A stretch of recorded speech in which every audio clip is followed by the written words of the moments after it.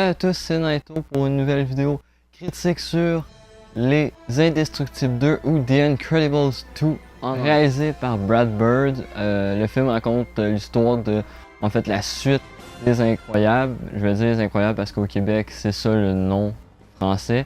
Ça raconte la suite de la famille, je sais plus trop leur nom de famille, fait qu'on voit juste la famille Incroyable. Ça raconte la suite de cette famille-là, qui ont de la difficulté avec le fait que les super-héros soient illégaux. Et une certaine personne, je me souviens plus c'est quoi vraiment son nom, c'est un frère et sa sœur, vont essayer d'aider les super-héros à redevenir légaux auprès du gouvernement et auprès du monde. Et c'est pas une chose facile. Puis entre ça, Elastigirl est engagée par justement eux pour essayer de faire valoir le point que les super-héros sont pas forcément illégaux, mais il y a un méchant qui va venir les faire chier entre-temps, qui s'appelle en anglais le TV Slayer ou TV Slaver ou l'hypnotiseur en français. Je connais pas le nom en français de France, je pense que ça reste aussi l'hypnotiseur, je sais pas. Mais c'est ça, Elastigirl va avoir des problèmes avec ce méchant-là, qui est moins bon qu'un syndrome, mais ça je vais revenir à la partie de spoil et critique ensuite. Le film est excellent, le film est même meilleur que le premier sur certains points, comme je disais juste avant. Le méchant est très prévisible, même avant d'aller voir le film, même avant que le film sorte, je savais déjà qui était le méchant, ou je m'en doutais un petit peu. Fait que ça m'a pas vraiment surpris, parce que si tu marches avec la logique des Incroyables 1, le méchant, tu t'en doutais un peu c'était qui. Tu l'avais même pas vu, mais tu le savais c'était qui déjà. Là, si tu marchais avec cette logique-là, ben le méchant, tu savais un peu c'était qui. Je vais pas vous spoiler tout de suite, ça va aller plus tard dans la critique. Je vais faire une petite partie spoil d'à peu près 2 minutes. Mais c'est ça, tu t'en doutes un peu c'est qui. Mais le film reste excellent. Tu vois un peu les problèmes de la famille après tout ce qu'ils ont fait. Le film commence avec le méchant de la fin du premier film, le Underminer. Je sais pas si je me souviens plus c'est quoi son nom français. Mais c'est ça commence avec l'Underminer qui attaque la ville de je sais pas trop quoi. Une ville américaine quelconque. Et c'est ça, le film poursuit là-dessus. Et pour tous ceux qui étaient un peu déçus de les voir jeunes encore, les Violette et Dash, ben ceux qui étaient tristes de les voir encore jeunes, Jack aussi, c'est le fait que le film a l'air d'être dans une temporalité utopique bizarre. Le film a l'air de se passer dans les années 60, mais ont de la technologie des années 2000. Fait qu'un peu à la Fallout, le film se passe sûrement en 2000.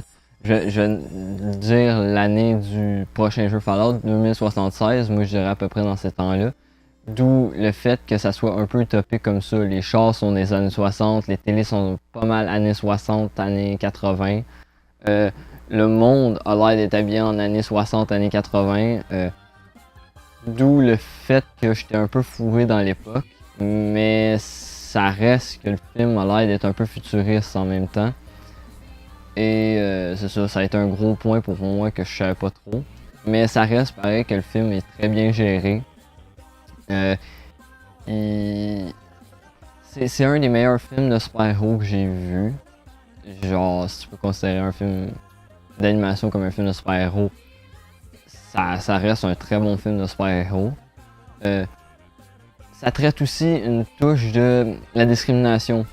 Je vais pas rentrer là-dedans parce que c'est très tough pour moi de parler de tout ça sans avoir fait une recherche avant, mais le film parle beaucoup de la discrimination sur le fait que les super-héros, on pourrait considérer ça. Je voyais un peu les Incroyables comme les X-Men. Les X-Men, les mutants sont mal vus dans leur univers. Puis dans les Incroyables, les super, comme ils l'appellent dans le film, sont très mal vus dans le monde normal parce que le gouvernement essaye de les faire voir mal, comme dans les X-Men. Et je trouve ça un peu... je trouve ça cool qu'ils réussissent à porter des messages comme ça dans un film pour enfants. Même si le film, sincèrement, je le voyais moins comme un film pour enfants. Je voyais plus le film comme un film pour adultes, parce que le film, ça fait quand même 14 ans que le film est sorti. Ben, le premier film, ça fait quand même 14 ans que le premier film est sorti, et ça reste quand même que le message porté du 1, ben maintenant, il se transpose au 2, puis c'est pour maintenant plus pour les adultes, les adolescents, c'est ça. C'est un peu plus pour ça. C'est... Moi, je me suis bien vu représenté dans le film, parce que quand j'étais jeune, je me représentais bien dans le premier, mais là maintenant, je me représente bien dans le deuxième, parce que le film est un peu sorti à mon époque.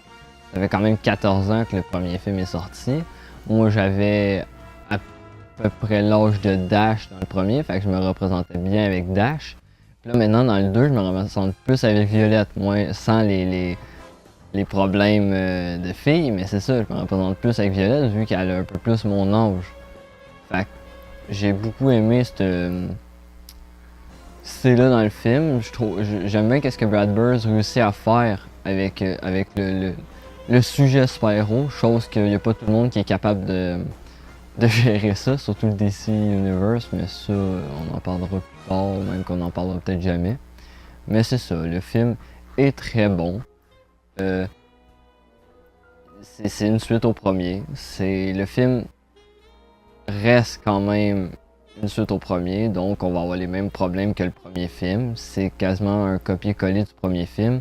Comme je disais tout à l'heure, Syndrome, il était meilleur que le méchant du deuxième. Puis le méchant du deuxième reste assez vague. On le voit peu souvent, puis il n'est pas vraiment imaginatif. Le méchant est juste là pour pas que les super-héros soient désolé. Rélégal.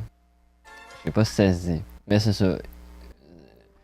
Le TV Slayer sert juste à faire que les super-héros soient illégaux encore, puis qu'ils soient plus qu'ils puissent faire comme ils veulent.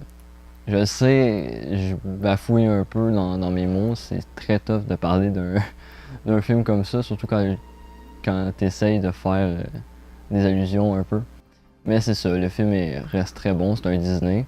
Fait que je dirais qu'il va sûrement gagner l'Oscar l'an prochain. Je suis quasiment sûr, vu que c'est un Disney. Sachant qu'il n'y en a pas d'autres qui sortent cette année. Mais c'est ça. Là, on va passer à la petite partie spoiler que je voulais faire d'à peu près 2 minutes. Elle risque de durer plus longtemps. Justement, quand je dis que ça dure 2 minutes, ça dure 1 heure, comme la vidéo critique qui a quasiment atteint les 30 vues. Je sais que c'est pas beaucoup, mais pour un petit youtubeur comme moi, c'est quand même assez gros. Petit point à part, petite parenthèse, je suis content que cette vidéo-là ait fait quand même beaucoup de vues.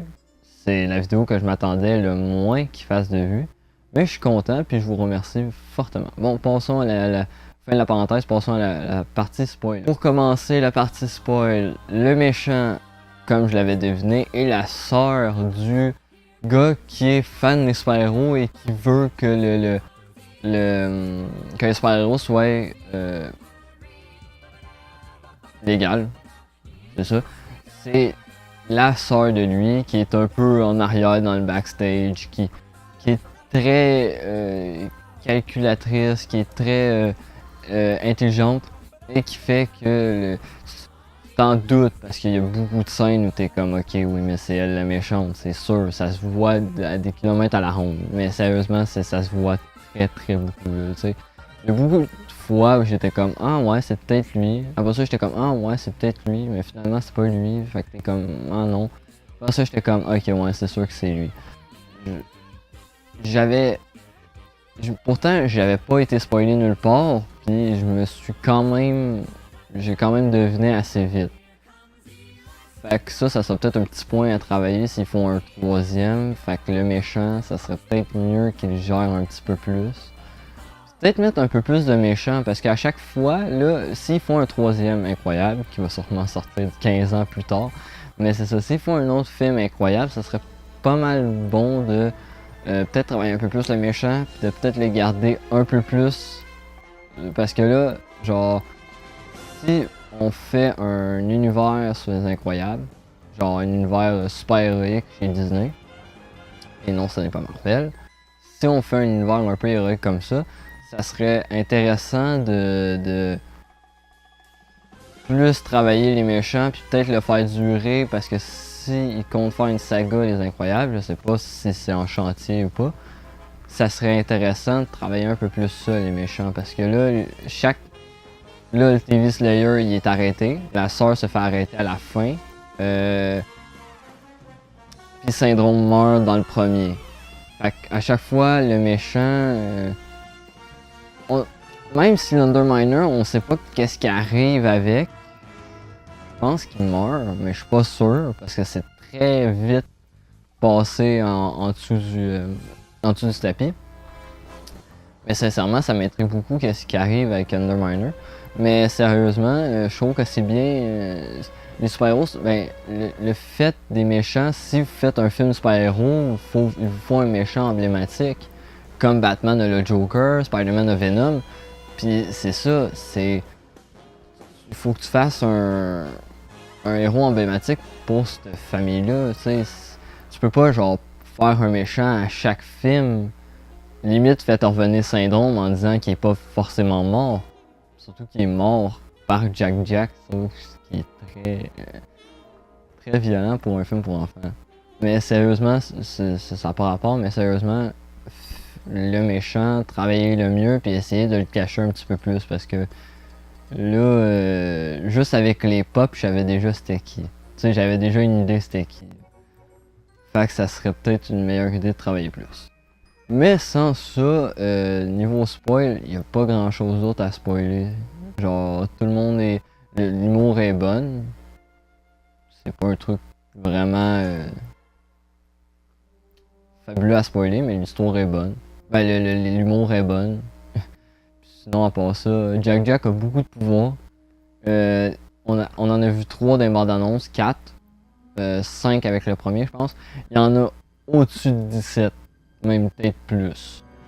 On en voit beaucoup. Jack Jack, je pense que c'est un mix de super pouvoirs ensemble. Pis ça. Tu sais, je trouvais ça un peu cheaté parce que comment 2 super-héros peuvent donner. Oui, les 2 autres ils en ont, mais ils en ont juste un. Lui, il en a à peu près une vingtaine. Fait que comment ça, il y aurait autant de pouvoirs, c'est bizarre. Mais c'est ça, j'aime beaucoup le personnage de Jack Jack, je le trouve très drôle. Puis c'est ça. S'ils font. Ah oui, s'ils font une suite aux Incroyables, faites-les grandir, les enfants. Parce que sérieux, j'ai beau dire tout à l'heure que c'était un futur un peu utopique ou que même à ça l'a pas avancé entre temps.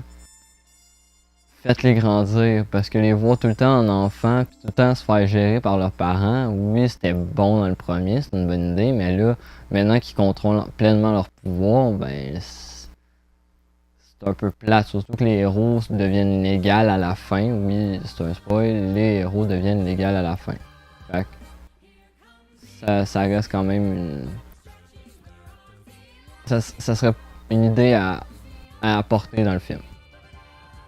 Fait que je crois que j'ai tout dit sur le film. On va conclure. Je vous dis, n'hésitez pas de liker la vidéo. Vous le faites pas assez, puis j'aimerais ça avoir vos retours, voir si j'ai des choses à changer. N'hésitez pas à partager la vidéo pour me faire connaître. N'hésitez pas à commenter comment vous avez trouvé le film, si vous l'avez vu, comment vous l'avez aimé. Moi, je mettrais un... Je vais mettre une note 9 sur 10. Parce que le film était très bon. N'hésitez pas, ouais, c'est ça, à commenter comment vous l'avez trouvé, comment vous avez trouvé les points que j'apportais dans la critique, comment mieux me les apporter, parce que moi j'avais beaucoup de la misère à les formuler, même là j'ai beaucoup de misère à me formuler. Puis c'est ça, n'hésitez pas à liker, à partager comme d'habitude, à commenter, suivez-moi sur Twitter. Je sais plus si j'ai changé de lien, mais suivez-moi sur Twitter, je risque de mettre plus d'actualités sur ma page Twitter, sur mes futures vidéos, sur l'avenir de la chaîne. Et c'est ça. Fait que je vous dis salut à tous, à la prochaine. C'était Naito. Ciao, ciao.